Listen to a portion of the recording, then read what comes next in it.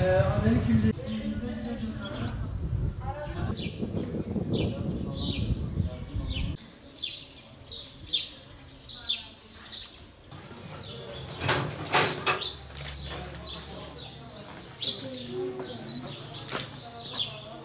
İçeri mi girelim?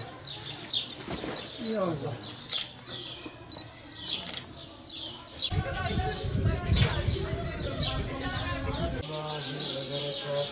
Gel Abdülhatif. Gel canım gel. Annene söyle de bu amca Ramazanınız mübarek olsun inşallah. Allah yardımcınız olsun inşallah. amin. Allah yardımcınız. Var mı bir ihtiyaçları eksikleri? Sor. Sor bakalım. في الاحتياجات الله يعطيكم يا رب الله يسلمكم Allah razı olsun. Dua edin inşallah. آمين يا رب الله يرحمكم Allah razı olsun. Uluslararası Yardım Kuruluşu Avrupa Yetim Eli olarak şu anda Mardin merkezde bulunmaktayız. Ramazan öncesi tespit edilen ailelere gıda kolilerini dağıtmak üzereyiz ve dağıtıyoruz da. Tespit ettiğimiz ailelerin tabii ki dramlarıyla burada karşılaştık.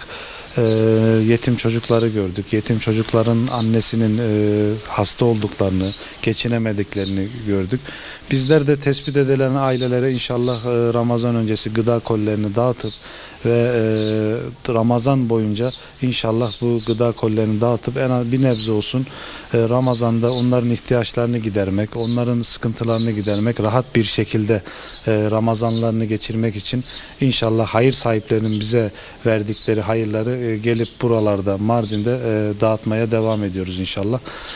Avrupa Yetim Eli olarak, Uluslararası Yardım Kuruluşu olarak Avrupa'daki bizlere hayır sahiplerinin verdiği yardımları bir köprü vazifesi görerek gelip burada Mardin'de, Elazığ'da, Bingöl'de dağıtmaya devam ediyoruz inşallah.